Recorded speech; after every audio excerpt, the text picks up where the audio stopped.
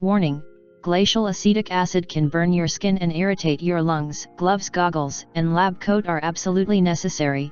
The addition of the glacial acetic acid must be done in a well-ventilated area. In a previous video we obtained aspirin, commonly known as ASA, from commercial pills.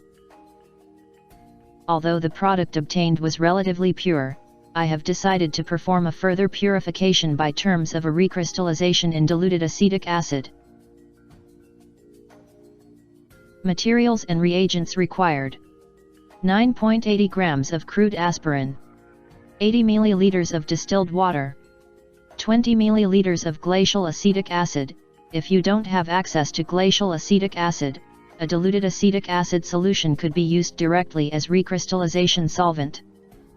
First, the aspirin is added to a 250 milliliters Erlenmeyer flask, in addition to a magnetic stirring bar. I know, I need to get myself a solid addition funnel. It would make the addition much easier. Then 80 milliliters of distilled water were added to the flask. And finally 20 milliliters of glacial acetic acid were added while stirring. The addition of the acetic acid is exothermic, so it should be done carefully. Then a reflux condenser is attached as usual. The system is then heated while stirring until all the aspirin gets completely dissolved.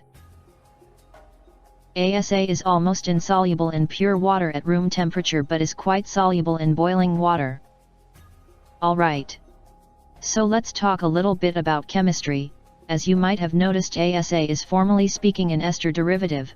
The ester group, as well as many other carboxylic acid derivatives, is really likely to undergo a reaction known as hydrolysis, by which some bonds are cleaved and so the compound is broken into two pieces. The hydrolysis of an ester usually requires acidic or basic conditions to work.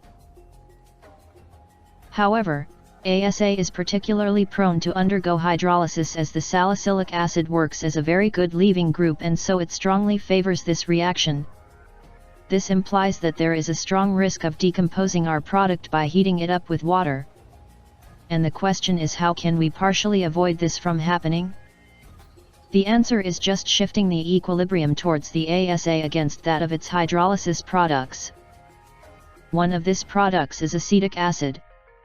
Thus, by adding the acetic acid we can purify the ASA without destroying it.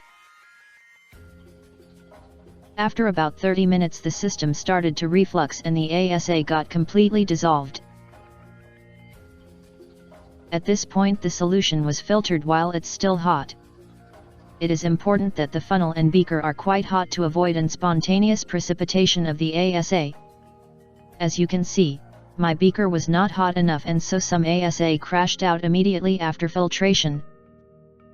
This is not a huge problem, but is always better to achieve a slower crystallization of the solid product. The solution was allowed to cool down to room temperature.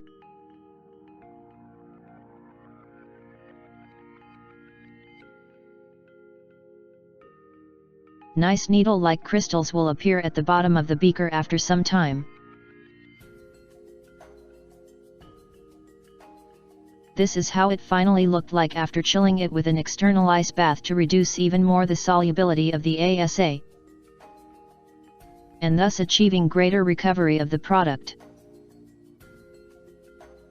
The pure acetyl-salicylic acid crystals were then filtered under vacuum and washed with a minimum amount of ice-cold distilled water.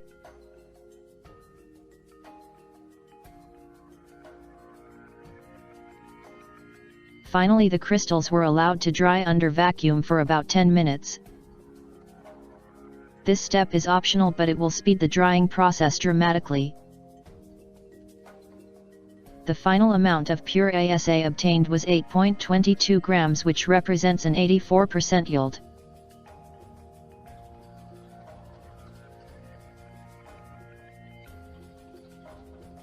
Alright. So let's perform a quick chemical test to check for the presence of salicylic acid on our product, which would indicate that we have partially hydrolyzed our product. This test is known as the ferric chloride test and it is widely employed for the analytical determination of phenols in different samples. First, a minimum amount of pure salicylic acid was placed into a clean test tube, and some of our product was placed in a different one. Then, some distilled water was added to both of them. Finally, a couple of drops of an acidic solution of iron 3 chloride was added to each test tube. You can clearly see that the solution containing salicylic acid turns purple, while the other remains slightly yellow, which corresponds to the presence of free iron 3 hexa aqua complex in solution. In the presence of phenols, iron 3 cations will react to produce a mixture of different phenolic iron derivatives which show a deep purple color. In ASA, the OH group characteristic of phenols is protected with an acetyl group, and so it cannot react with the iron 3 added to the solution. Thus we can actually confirm that our product was not decomposed in a significant extent during the purification step.